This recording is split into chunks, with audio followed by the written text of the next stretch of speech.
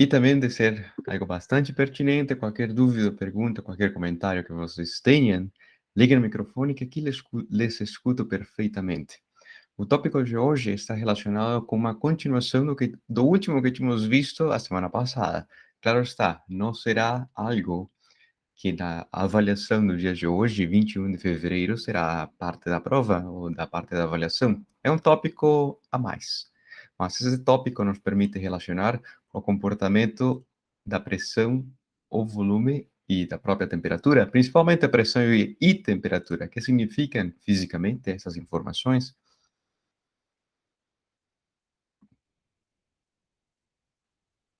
E para começar com esse assunto, que se chama teoria cinética dos gases, vale a pena mencionar que há que fazer alguma relação com essa descrição, ou existe alguma relação com essa descrição feita semana passada, de simplesmente caracterizar a mudança de um gás como sendo esse gás ideal, um gás que sua temperatura não é muito baixa, ao contrário, liquifica, um gás que não é uma mistura de vários gases, é uma mistura de vários elementos, simplesmente um gás bem comportado, que nos permite caracterizar a mudança de estados termodinâmicos para o gás, quando a pressão é constante, isobárico, quando a pressão varia, mas a temperatura é constante, isotérmica, e quando o volume permanece constante, isocórico. Como poder determinar as variações e as informações? Macroscopicamente, tínhamos feito a semana passada essa descrição, mas em si, o que significa essas variáveis termodinâmicas? Pressão, volume e temperatura? Talvez é mais fácil, é mais simples de interpretar, desde a nossa percepção e nossa intuição, é o volume, pelo fato que associa o espaço que esse objeto ocupa aqui ao nosso redor. E poderíamos determiná-lo de maneira geométrica, largura vezes comprimento vezes altura, mas as grandezas macroscópicas, aquelas que vemos, mensuramos e temos informação com ferramentas do nosso dia a dia, como poderlas relacionar com as informações microscópicas, pois um gás está composto por várias moléculas, e nessa animação ou nessa representação tão simplificada, poderia dizer-se que o gás é um conjunto enorme de átomos e esses átomos sendo modelados como meras esferas que ocupam o espaço muito pequeno, mas que essas esferas nos permitem representar a posição desses átomos.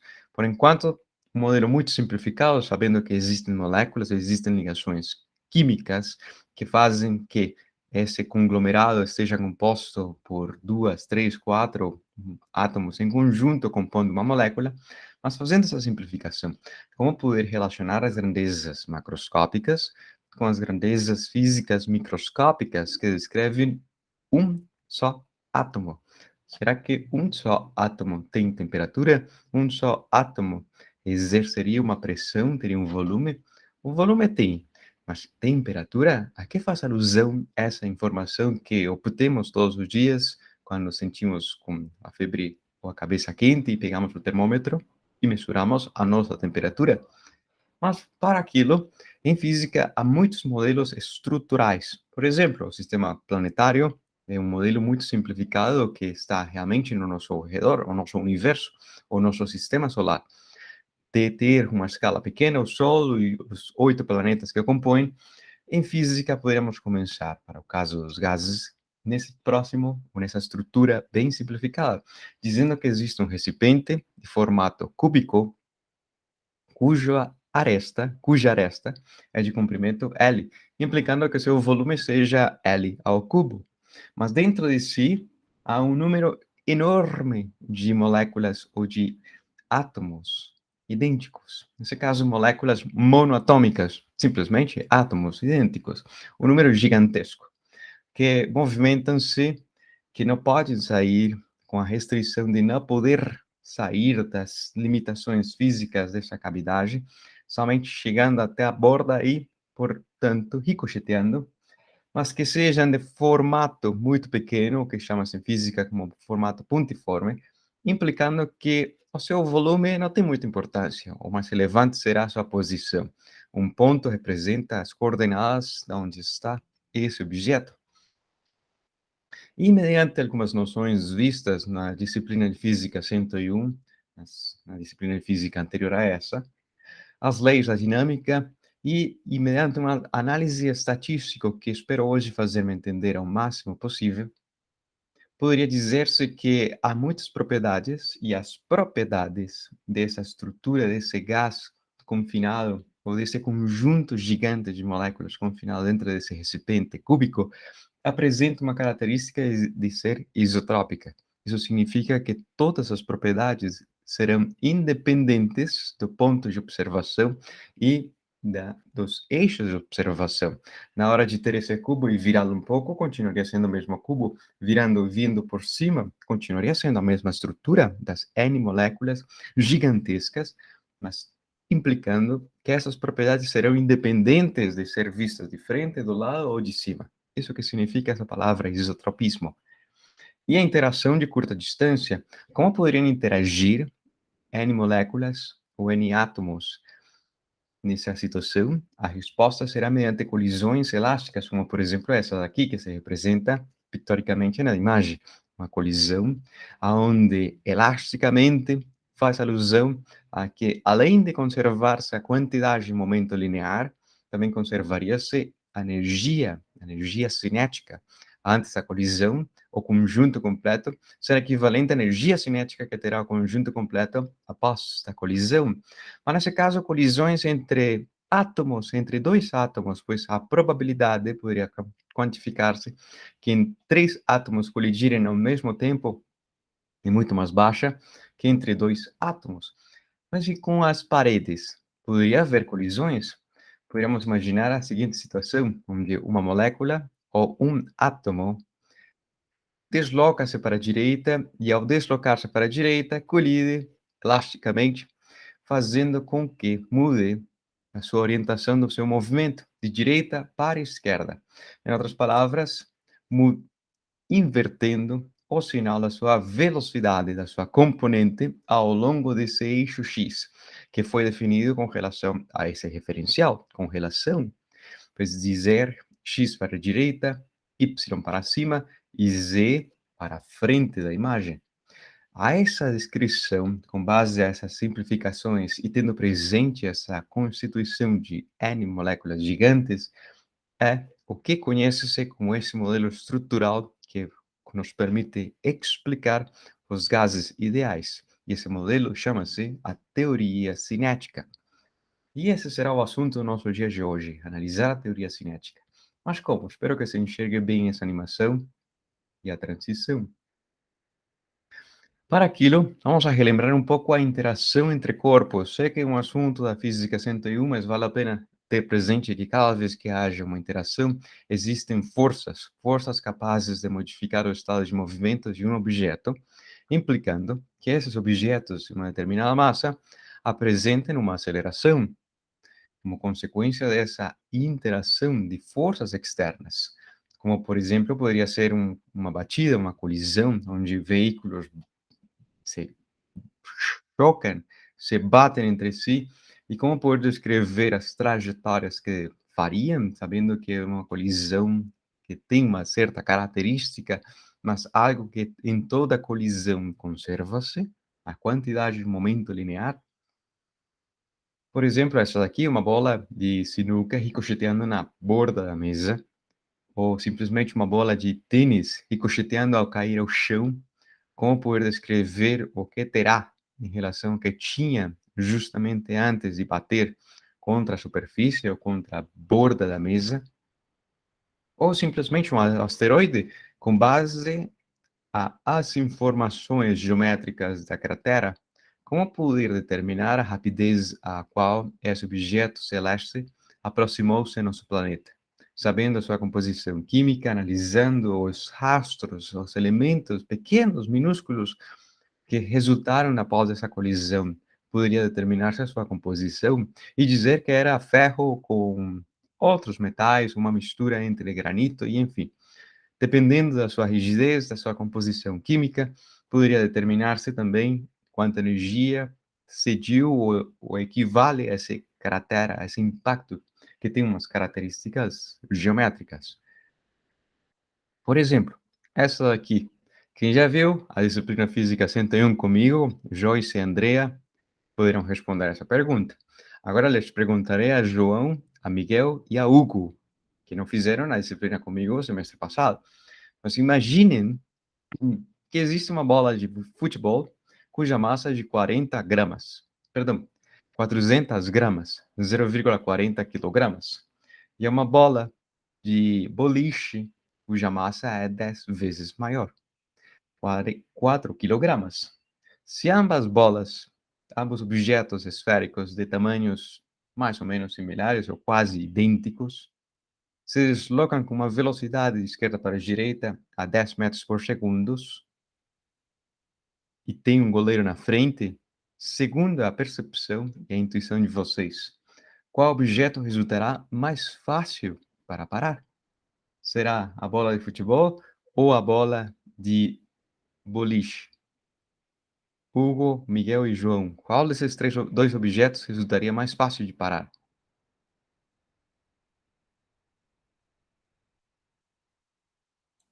É de futebol, E por que, Hugo? a massa dela é menor. Exatamente. Muito bem, muito obrigado pela participação. Mas como quantificar essa informação? E não simplesmente dizer de maneira qualitativa, pelo fato de ter menor massa, mas poderia ir muito mais rápido que 10 metros por segundo. Só que para essa situação, os objetos têm uma quantidade de movimento diferente, o que conhece-se na física como sendo momento linear, uma grandeza vetorial que está muito relacionado com a velocidade e cujo a expressão é basicamente a massa desse objeto vezes o vetor velocidade, implicando que quanto mais veloz se desloque, maior será o seu momento linear e quanto mais massivo desloque-se, maior também será o seu momento linear, pois poderia ser essa bola de futebol a uma velocidade 10 vezes maior, 100 metros por segundo, perdão, 100 metros por segundo, que em soma ou em resumo, perdão, tem-se na multiplicação dessas duas informações, a massa e velocidade, ambos objetos apresentariam nessa situação uma equivalência no seu momento linear, ou seja, ambos são iguais, é difícil para parar. Isso que significa essa noção? A quantidade de movimento todo dependerá de quão veloz desloque-se e dependerá de quanta massa esse objeto apresente. Por exemplo, nessa situação, onde há um objeto localizado segundo esse referencial plano de direita e para cima, um objeto muito pequeno, mas para fazê-lo visível, uma esfera nessa animação ou nessa representação, de uma massa constante, que apresenta uma velocidade inicial em uma determinada direção e, portanto, uma determinada rapidez inicial, e, portanto, o seu momento linear inicial ao longo da mesma direção. Em virtude de que a massa é maior que 1 quilograma, o vetor momento linear será representado com um comprimento maior. Mas por algum motivo essa esfera se desloca no espaço e finalizaria em outra posição. Em uma posição com momento linear diferente e com velocidade diferente. Finais. Como representar essa mudança de orientação? Sabendo que, mediante a segunda lei de Newton, deveria existir interações, pois houve uma mudança do seu estado de movimento. Mas nesse caso, além de ter essa noção da segunda lei de Newton, existindo alguma classe de interação, como poder representar a mudança de velocidade, ou seja, a aceleração? Segundo a disciplina de Física 101, quem já viu comigo já saberia a resposta, mas João, Miguel e Hugo. Se não viram, se não assistiram naquela sessão, essa parte, pode representar dessa maneira alternativa. A aceleração representa-se, segundo o cálculo diferencial, como sendo a taxa de variação instantânea da velocidade. A velocidade que é de esquerda para a direita mudou, de direita para a esquerda, de baixo para cima continua, mas houve uma mudança notória na sua direção, na sua rapidez, no seu módulo desse vetor que representa essa informação. Ou seja, de variar temporalmente a velocidade seria equivalente à aceleração. Sin embargo, sabe-se, mediante o cálculo, que a derivada de qualquer função vezes uma constante a constante sai do processo de derivação, portanto, poderíamos introduzi-la, forçá-la a entrar e dizer que seria a mudança temporal dessa informação. Que seria essa informação? A resposta é o que se conhece como momento linear. Portanto, a segunda lei de Newton poderia reescrever-se em função da mudança instantânea do momento linear de um objeto. Se mudou de orientação e de módulo, significa que houve uma interação, uma força externa capaz de modificar o seu estado de movimento. Se me faço entender com essas ideias, então poderemos continuar com a seguinte imagem. Como determinar a força de uma batida? Por exemplo, essa daqui, um jogador de beisebol bate a bola e a bola que ia agora vai embora. Como determinar a força dessa colisão, dessa batida?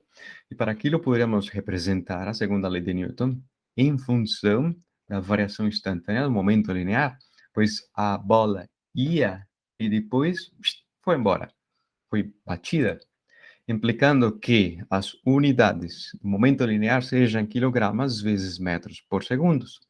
Mas em função dessa equivalência anterior, poderíamos expressar a mudança do momento linear em função da força, que não se conhece, de todas as forças externas capazes de modificar o estado de movimento da bola, vezes o diferencial do tempo, como se fosse um fracionário numerador-denominador. Sei que às vezes no curso de cálculo ensina-se essa estrutura onde está o mouse, o ponteiro, como se fosse algo rígido, mas se poderia desmembrar parte superior e parte inferior. Quando isso se faz, obtém-se uma equação diferencial, uma equação cuja pergunta é: essa variação infinitesimal de momento está relacionada com uma variação infinitesimal de tempo.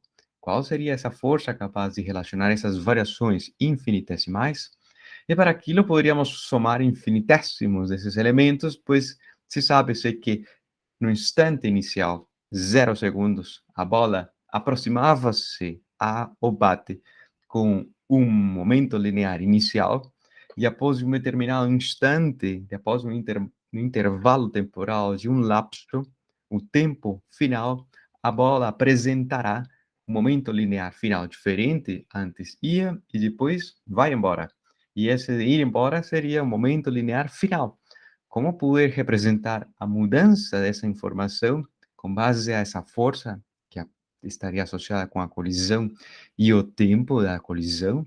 E a resposta estaria basicamente mediante o processo de integração, dizendo que a esquerda seria a integração de um diferencial, ou seja, basicamente avaliando os limites e, portanto, a diferença entre momentos lineares, o qual nos leva a uma noção que tínhamos visto na disciplina de Física 101, um teorema do impulso de um momento linear, como sendo J maiúsculo, o impulso associado a essa mudança de momento linear. O momento linear final em relação ao inicial conhece-se como sendo o impulso. E à direita, a força em função do tempo, como poder ver essa informação? Pois se é a força em função do tempo, e a integração faz alusão a analisar a contribuição de todas as pequenas interações que existem durante essa colisão, em função do tempo, poderia ter-se um perfil de intensidade de força atingindo o máximo e depois diminuindo, implicando que no processo de integração esteja relacionado com o cálculo da área por baixo dessa curva, e essa área seria uma informação que poderá associar-se a algo equivalente. Espero me fazer entender qual seria esse equivalente. O equivalente seria determinar uma força média, uma intensidade média, por mais que a força tenha variado durante a colisão, uma intensidade média que ao longo do mesmo lapso tenha a mesma ação equivalente a essa força variada. Em outras palavras, qual deveria ser a intensidade média para que, geometricamente, nesse gráfico, a área desse retângulo seja equivalente à área por baixo da curva amarela? E essa força média é a que você consegue estimar, conhecendo o tempo do contato e podendo determinar a mudança de momento linear. Vale a pena lembrar que impulso é uma palavra pouco comum ao nosso dia a dia. Uma pessoa num balanço poderia pedir para a outra, aqui no Brasil, de empurrar, mas empurrar é um pouco mais grosso, poderia dizer-se impulso. Impulso é a ação de uma força ao longo de um tempo, ou seja, que poderiam haver forças de intensidades diferentes que agem em lapsos diferentes. Uma força muito intensa em um lapso muito pequeno poderia apresentar o mesmo impulso que uma força não intensa ou não tão intensa em um lapso de ação bem maior. Vale a pena também mencionar que a força média poderia representar-se como sendo esse processo de integração dividido pelo lapso, ou seja, conhecendo a área dividido pela base, obter-seria a altura, e essa altura representaria justamente essa força média que teria a mesma ação que a força variada de coloração amarela. Se me faço entender com essas ideias, vamos poder relembrar um pouco essas noções com esse próximo exercício, onde diz que uma bola de 0,40 kg ricocheteia com a parede, mas no sentido de direita para esquerda, se inicialmente deslocava-se de direita para esquerda 30 metros por segundo, e ricocheteia com uma velocidade após essa batida sendo de 20 metros por segundo, qual será o impulso da força média que a bola experimentou? E, sabendo que a bola permaneceu em contato com a parede, tendo câmeras de alta velocidade, poderia quantificar-se esse lapso de contato, e foi equivalente a 10 milissegundos, determinar a força média que a parede exerce sobre a bola durante a colisão. Qual seria essa informação? Como poderla determinar? E para aquilo, poderíamos começar com as grandezas que o próprio enunciado nos fornece, massa e momentos lineares. Um de direita para esquerda, o inicial, e outro de esquerda para direita, o momento linear final. Se houve mudança de momento linear, haverá impulso.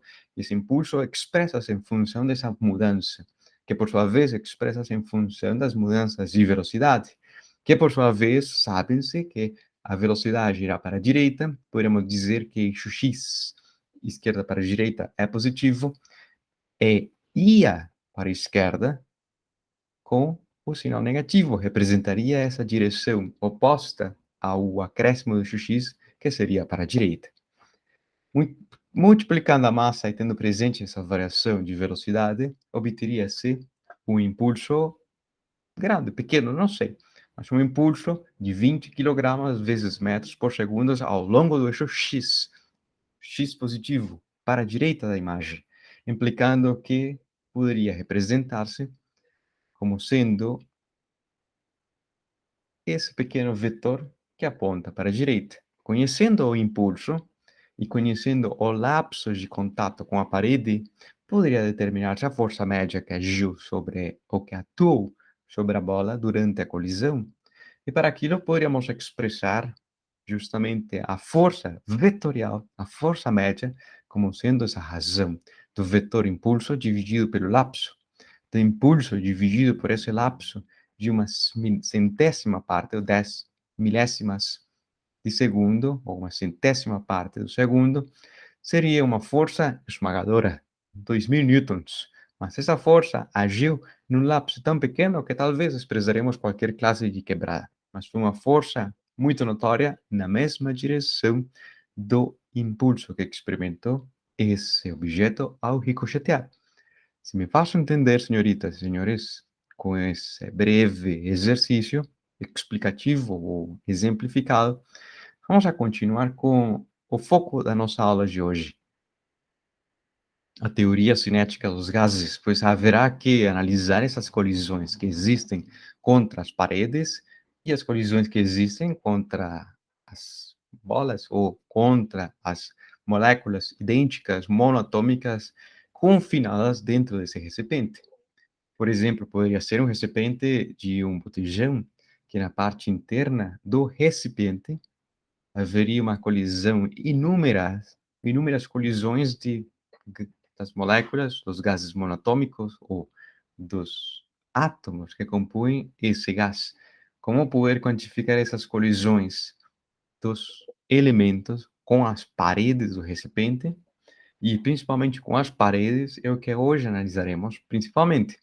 Como poder quantificar a mudança que houve ao longo dessa colisão elástica, que conserva a energia cinética. Para aquilo, podemos usar o teorema do impulso momento linear e dizer que houve uma variação de momento linear. Pois se essa massa ou essa molécula I iésima, pois são muitas, mas podemos rotulá-las como sendo uma, duas, três, quatro, e a molécula I iésima, sendo esse I qualquer número, entre 1 até N bilhões de moléculas, ou trilhões de moléculas. Se houve uma mudança no seu momento linear ao longo do x, se a sua colisão aconteceu com uma parede que é perpendicular ao eixo x, significaria que o eixo y e o eixo z da sua velocidade, as suas componentes perpendiculares a essa, ou perdão, paralelas ao plano dessa parede, não variariam. Simplesmente se ia para a direita, ricocheteou e voltou para a esquerda. Qual foi a sua variação de momento linear? Podemos representá-la mediante essa informação, o momento linear final em relação ia para a esquerda, ao momento linear inicial, que ia para a direita, sendo presente esse negativo mediante a variação. Ou seja, que, em soma, ou em resumo, teria-se que o momento linear dessa molécula, ao colidir com a parede da direita, terá mudado equivalente a essa informação. Mediante a segunda lei de Newton, podemos dizer, bom, se houve uma mudança de momento linear, experimentou-se uma força média por molécula iésima. E essa força média e essa linha na parte superior representaria essa média da força desse objeto massivo num lapso de colisão. Qual seria esse lapso de colisão? De tal maneira que essa força média sobre a molécula experimenta essa mudança em momento linear.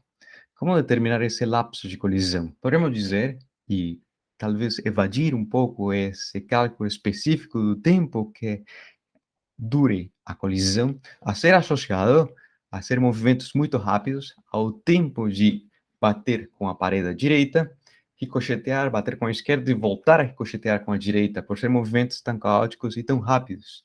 E dizer que essa mudança de momento linear estaria associada com o tempo de ir e voltar de novo até a mesma parede da direita. Ou seja, o tempo que gastaria em percorrer a distância da parede à direita e para a esquerda L, e da esquerda voltar para a direita, o mesmo percurso, L.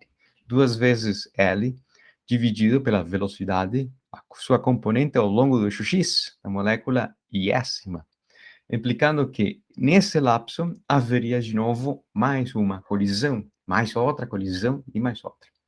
Dessa maneira, poderíamos expressar a intensidade da força média como sendo a razão da variação do momento linear em relação a esse lapso.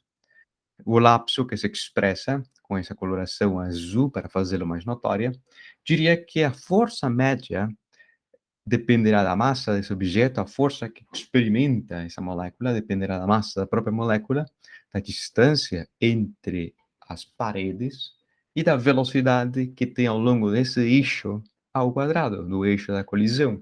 Ou seja, que quanto mais massiva, quanto mais confinada esteja, maior será a intensidade da força média. Mas também, quanto mais veloz esteja o movimento caótico, ao quadrado dessa informação, maior será a intensidade da força média. Segundo a terceira lei de Newton, podemos dizer se a molécula experimentou essa força média e houve uma ação de deslocá-la para a esquerda ao longo dessa colisão, a ação seria justamente no sentido da parede experimentar essa colisão. E qual seria essa força que a parede experimenta? Justamente, mediante a terceira lei de Newton, poder-se expressar como sendo a força de reação dessa colisão. Então, a colisão faz com que a parede experimente algo e, portanto, essa molécula ricocheteie no sentido oposto. A força que a parede experimentará será no sentido positivo, pois iria para a direita, deslocando ou tentando afastá-la mais, ou tentá-lo movimentá-la para a direita. Mas nessa situação, qual seria a força total sobre a parede? Não somente por uma molécula, pelo conjunto de N moléculas, onde cada uma dessas moléculas, desses átomos, ou essas moléculas monatômicas, colidem, fazendo com uma contribuição pequena de força média. Essa contribuição pequena, agora com todas as contribuições de N moléculas. Podemos dizer que a massa e a característica geométrica do cubo são independentes do somatório e que dependerão desse termo de todas as velocidades ao longo do x, de cada uma à segunda potência. Mas se esse número de moléculas fosse trilhões, quatrilhões, quintilhões, até um número muito grande, considerável da ordem do número de Avogadro, um número gigantesco que quantifica quantos elementos são necessários para ter uma mol de matéria. Um número enorme, 10 a 23, é um número com muitos zeros. Teria-se que, nesse caso, não seria uma força média. Poderia aproximar-se a ser uma força constante, pois de ter um número enorme e ter uma contribuição a mais ou uma a menos, não tem diferença alguma. Por ser tão grande, poderia assumir-se não de média, mas sim de força. A força que a parede experimenta, relacionada com as mesmas informações, a massa, as grandezas ou a grandeza geométrica do recipiente, o comprimento ou a sua aresta, e a velocidade a qual colide para a direita cada uma das moléculas. Mas de ter presente essa informação, poderíamos fazer uma pequena gambiarra matemática, um pequeno chuncho. Espero fazer-me entender. Quando multiplica-se e divide-se pela mesma informação, não há modificação física alguma da grandeza que está descrevendo-se, da informação que tem-se. O número de elementos dividido pelo número de elementos é equivalente a multiplicar por 1, ou seja, continua a mesma informação. Sem embargo, quando isso se faz, poderia observar-se com essa coloração diferente que esse termo rosa seria algo que poderíamos usar e essa informação nova conhece-se como sendo a média. A média que aplicamos ao nosso dia a dia, a média de determinar o valor estatístico médio de uma distribuição, que seria basicamente a soma de todos os elementos dividido pelo número de elementos, embora nesse caso seria a soma de todos os quadrados dos elementos dividido pelo número de elementos. Forneceria uma média do quadrado da força, da velocidade, perdão, uma média do quadrado das velocidades. Ou seja, a velocidade ao quadrado é média, no qual se movimentaria ao longo do eixo horizontal dessa imagem. E dessa maneira poderia dizer-se a força com a qual bate a parede, em média, estaria relacionada com essa rapidez ao quadrado ao longo desse eixo, vezes o número gigante de átomos monatômicos que pertencem, perdão, moléculas monatômicas que pertencem a essa distribuição enorme de átomos. Se cada uma dessas moléculas, de fato, segundo essa simplificação, mas de fato sabemos que movimentariam-se e terão a liberdade de movimentar-se ao longo dos três eixos espaciais ou cartesianos, o eixo x, o eixo y e o eixo z, que seria a força não somente ao longo do eixo x, mas ao longo dos outros eixos. Dependerão desse termo ao quadrado, da contribuição da velocidade ao longo do eixo x ao quadrado, do eixo y ao quadrado, do eixo z ao quadrado, compondo a velocidade da molécula iésima à segunda potência. Esse resultado obtém-se mediante o teorema de Pitágoras. Se alguém tem alguma curiosidade de onde veio esse resultado, implicando que a soma de todas as velocidades quadradas de cada uma dessas moléculas, o seu valor médio poderá expressar-se como a soma das médias entre cada um desses eixos x, y, z. Mas também tendo presente que essa informação poderia resumir-se simplesmente com uma linha na parte superior e dizer que o valor médio da velocidade ao quadrado da molécula será equivalente ao valor médio do quadrado ao longo do eixo x e y, z, das contribuições das velocidades. A segunda isotropia, embora se possa movimentar e ver essa caixa independente da orientação, as propriedades físicas são as mesmas, com base a esse argumento isotrópico, poderia dizer-se que, independente de enxergar a caixa nesse sentido, de cima para baixo, não se consegue distinguir que seria x, que seria y, que seria z. São idênticas, pois uma caixa é um cubo, né? Qualquer outra forma. É uma simetria que tem-se de ter as faces idênticas, todas as seis. Ou seja, que nesse caso, ele poderia considerar-se que a contribuição das velocidades são as mesmas ao longo de cada um desses eixos cartesianos e, portanto, a velocidade quadrada média será equivalente a 3 vezes o que teria se em um eixo, pois seria a soma das três, implicando nesse fator por 3. Mas tendo presente essa informação,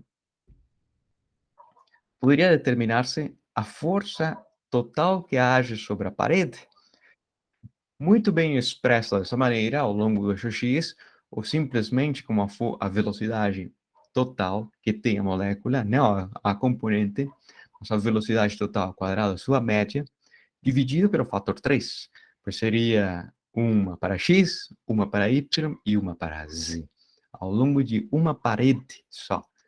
Se me faço entender com a descrição por enquanto, e já tendo presente como poder expressar a força que age sobre a parede, e uma força que age sobre área é uma informação que já tínhamos visto anteriormente, como sendo a razão de força distribuída ao longo de uma área, a pressão. Qual seria a pressão que experimentaria a parede? Uma pressão que depende das dimensões da área e da força que é aplicada sobre a parede. E a área equivalente a esta, a segunda potência, L quadrado, fazendo um pouco de passagens algébricas, pois de ter um fracionário aqui, de ter dividido por um elemento, haverá que fazer uma operação bem simples, que resultaria no denominador como sendo o volume, ou aresta ao cubo, sendo a multiplicação dessas duas informações, o fator 1/3 podemos deixá-lo de fora, o número de elementos que pertencem nessa distribuição de moléculas, a massa de cada uma das moléculas e a velocidade total ao quadrado, a média dessa informação, que estaria relacionada com a movimentação de todas as N moléculas. Poderíamos dizer, de maneira mais organizada, o fator 1/3, o fracionário de número de moléculas dividido pelo volume, daria alguma informação associada à densidade, quantas moléculas por metro cúbico há ou haverão, e esse termo, massa vezes velocidade ao quadrado, mas a média da velocidade ao quadrado. O que acontece, mais uma vez, se multiplicamos por um termo e dividimos pelo mesmo termo? Não há diferença física alguma, seria multiplicar por 1. Mas nesse caso, se esse termo fosse 2, multiplica-se por 2 e divide-se por 2. A pressão continuaria sendo a mesma. Sin embargo, esse termo que está aqui à direita, algo representa uma informação estudada anteriormente na disciplina de Física 101. Gostaria de perguntar-lhe as que estão aqui, João, Joyce, Hugo, Miguel, Andrea e Amanda. Esse termo entre parênteses les fazem lembrar alguma informação já vista? E de ser assim, qual seria essa informação? Les pergunto, senhoritas e senhores. Esse termo que está aqui. Centro de massa. Como Amanda? Centro de massa. Por aí vai. Mas será massa, velocidade ao quadrado e fator 1/2. Momento. Ai, é momento. Não, porque o momento linear é um vetor. Mas também por aí vai. Muito similar ao momento, caracteriza o estado de movimento dos objetos. O que será? Hugo, Miguel e João sabem na resposta? Andrea e Joyce sabem na resposta? Não, professor, não lembro, não. Não? Eu não lembro, não. Então a resposta sai facilmente. Energia cinética. Energia cinética associada ao movimento dos objetos.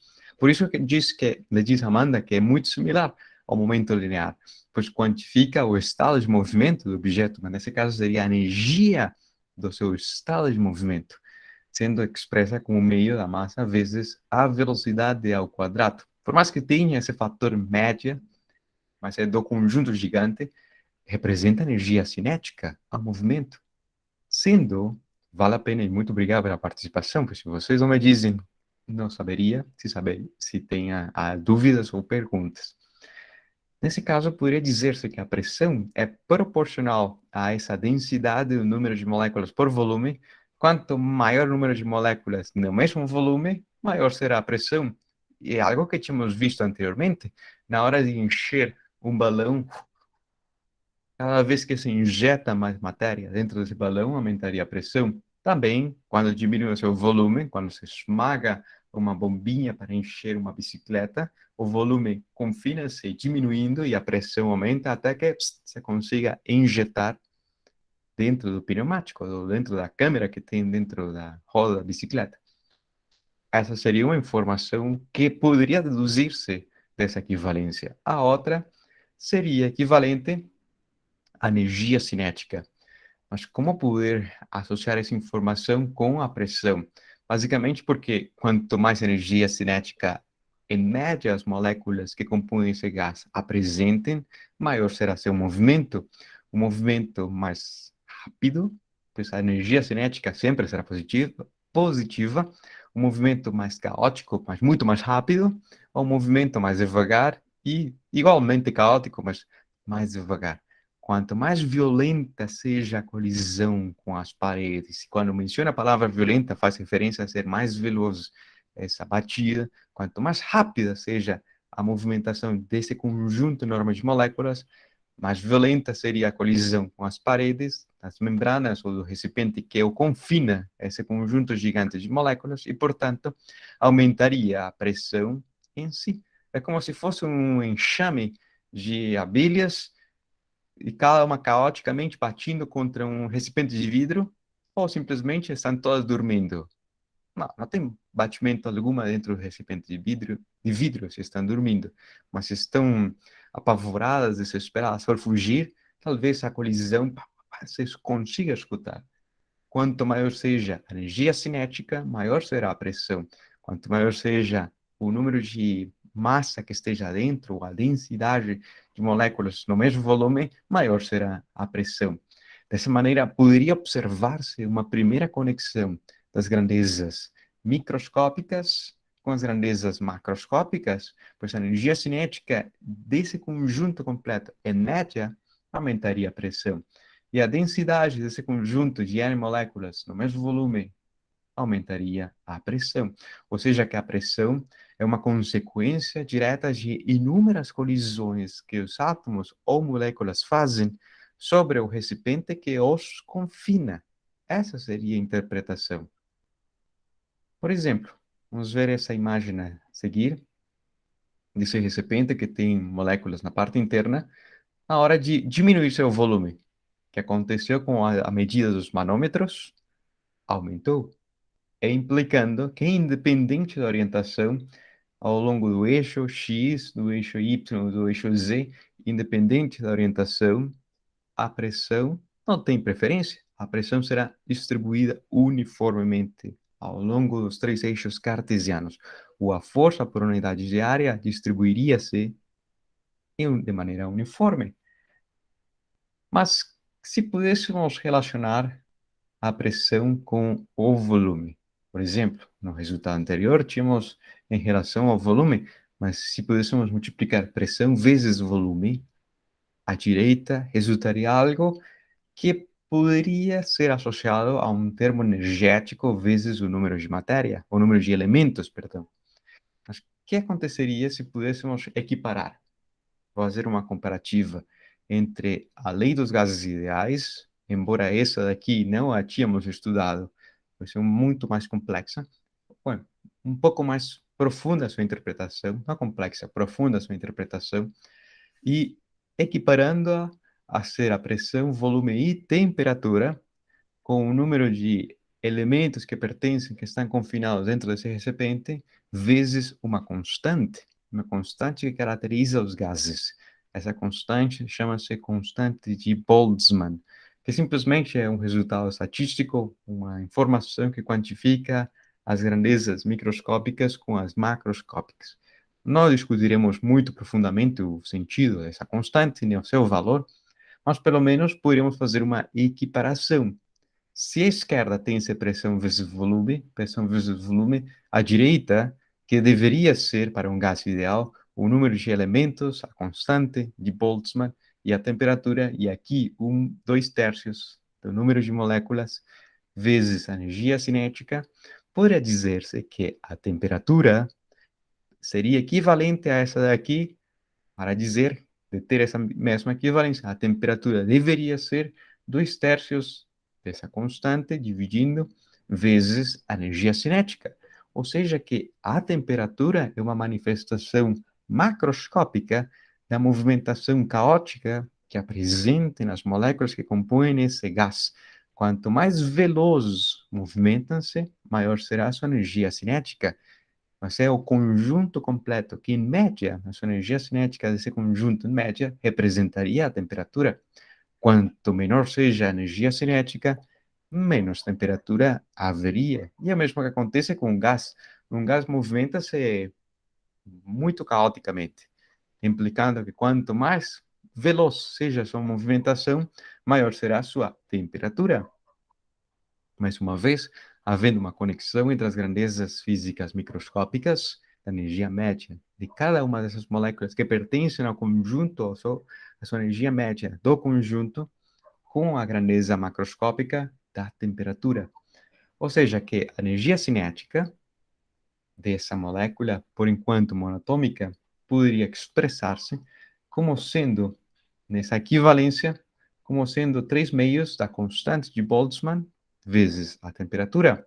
A energia cinética aumentará à medida que a temperatura desse conjunto de moléculas aumentasse também, implicando que, segundo as propriedades isotrópicas, ou seja, independente do eixo x, y, z, e como se observa essa caixa, teria-se as mesmas informações, as mesmas.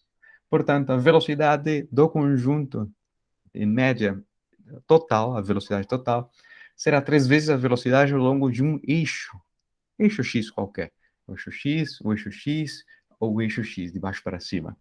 Implicando que a velocidade, ou a energia cinética ao longo de cada um dos eixos, em média em x, em y e em z, esteja relacionada com 1/3 desse valor total. Ou seja, o meio dessa constante vezes a temperatura, o meio e o meio, pois a soma desses meios, 3 vezes o fator meio, resultará 3/2, implicando em outro resultado que vale a pena mencioná-lo, pois chama-se como teorema da equipartição da energia. A energia cinética distribui-se não em preferência, mas distribui-se de maneira uniforme ao longo dos 3 eixos cartesianos.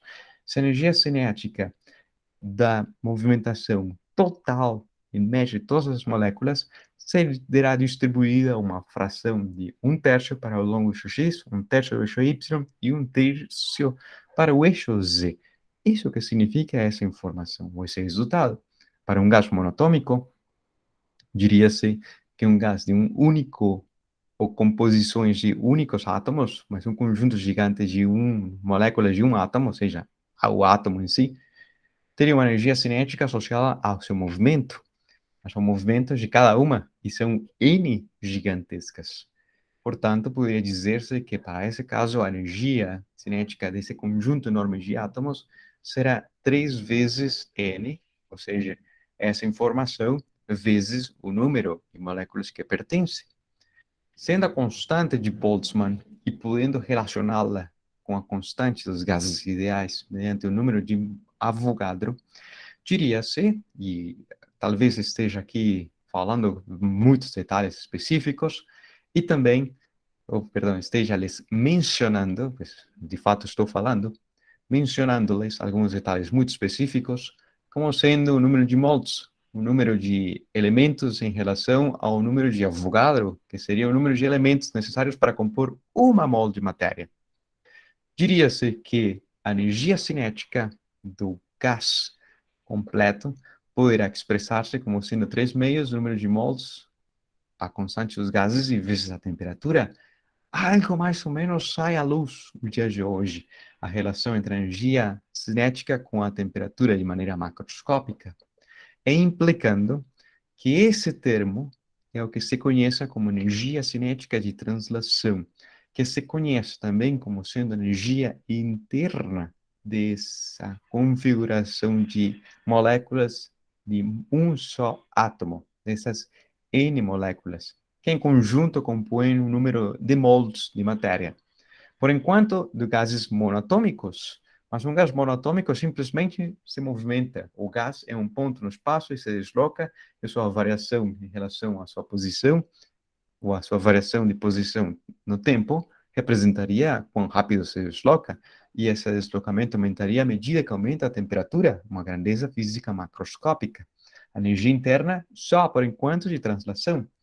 Mas o que aconteceria se fosse expresso um pouco diferente? Espero que na animação você consiga visualizar. Se fosse feito o próximo cálculo, de dizer que a velocidade ao quadrado média, poderíamos usar não simplesmente esse termo que tem unidades de velocidade à segunda potência, mas tirando essa segunda potência, aplicando a raiz quadrada, seria um termo de velocidade em si, metros por segundo. Essa velocidade chama-se quadrática média, ou velocidade quadrática média, que representaria a média entre os elementos aos quadrados das velocidades, que por sua vez, com bases na equivalência, diria-se que nessa distribuição de número gigantesco de moléculas, de átomos monatômicos, em média, há uma velocidade independente da sua orientação, mas é uma rapidez, por enquanto chama-se de velocidade, para não haver confusões com a literatura, que será proporcional à temperatura. À medida que aumenta a temperatura, mais rápido se deslocaria o conjunto de moléculas e dependerá dessa constante dos gases, que nessa constante estatística, a constante de Boltzmann. Poderíamos dizer que, a substituir essa constante, teria-se com relação à massa total e a constante dos gases ideais, sendo m como sendo a massa, perdão, massa molar, não a massa total, massa molar. Por exemplo, vamos a interpretar esse resultado. Para que serve? Para dizer que a temperatura de, de 20 graus centígrados equivalentes ou a uma temperatura de 20 graus centígrados, ou equivalente a 293 Kelvin, o gás de hélio teria uma velocidade quadrática média, tendo presente a sua massa molar e essa temperatura. O gás de hélio teria uma velocidade, quando esteja a essa temperatura, em média, todas essas moléculas que pertencem ao gás de hélio, de 1.352 metros por segundo, sendo um gás monatômico. Mas se fosse outro gás, o neônio, um gás nobre, muito mais massivo, com uma massa bem considerável, quase 5 vezes maior que a massa do hélio, implicando que a sua velocidade quadrática média seja menor. Ou seja, que tem de diferença, mais ou menos, as respostas que vocês me tinham fornecido anteriormente, a quantidade de movimento, mas porque tem uma massa maior, necessitaria ter uma velocidade menor, um momento linear. Estaria relacionada a resposta por aí, implicando que a mesma velocidade, gases com massas molares diferentes, não apresentam as mesmas rapidezes no seu movimento, implicando que quanto seja mais denso esse gás, mais leve, mais rápido se deslocaria em média a essa mesma temperatura. Mas, continuando com os graus de liberdade, podemos dizer não somente movimentações ao longo do x, não somente há gases que são monatômicos, poderia ser o hélio monatômico, o nitrogênio biatômico, o dióxido de carbono triatômico, ou simplesmente mais contribuições poliatômicas, como, por exemplo, o metanol, o metano, que tem essa configuração tetraedral, ou o benzeno, que é um anel aromático de 6 carbonos, é um plano, mas são 6 átomos. Nesse caso, para a situação monatômica, ou para o caso específico de ser um gás biatômico, além de apresentar um movimento de translação, a molécula biatômica poderia representar rotações, ou poderia representar vibrações, e desses casos, dessas liberdades do movimento, de vibrar ou de rotacionar em cada um dos eixos cartesianos x, y, z, haveria a contribuição de energia cinética para essa vibração e para essa rotação, implicando que para as moléculas triatômicas existam torções, vibrações, torções como essa daqui, vibrações simétricas ou assimétricas, ou simplesmente movimentações e torções que estariam em frequência, ou estariam simétricas, ou estariam associadas, como o caso da molécula da água, que tem oxigênio e outros nitrogênios, perdão, oxigênio e os dois hidrogênios. Mas nessa situação, por enquanto, distribuiria-se a energia cinética para gases mais complexos, além da sua translação, estaria na sua vibração, na sua torção simétrica e, enfim, vários outros graus de liberdade, implicando que distribua-se homogeneamente a sua energia, mas por enquanto nesse modelo de maneira de um gás monatômico. E considerando os valores médios das grandezas cinemáticas, podemos dizer os resultados anteriores, a rapidez quadrática média e a temperatura relacionada com a energia cinética dessa distribuição. Mas houve uma pergunta que alguém se questionou. Quantas moléculas estariam presentes se de haver uma distribuição de energia, nessa energia que esteja em um intervalo definido, entre uma energia dada e um acréscimo diferencial de energia? Quantas moléculas deveriam haver que pertencem ou que tenham essa distribuição energética? Pois, de fato, sabemos pela experimentação que é impossível com trilhões ou números gigantescos de moléculas, todas apresentem a mesma quantidade de energia cinética. É impossível que todas estejam sincronizadas. Não havendo essa opção, haveria uma distribuição de energias. E quantas moléculas pertenceriam a um intervalo de energia?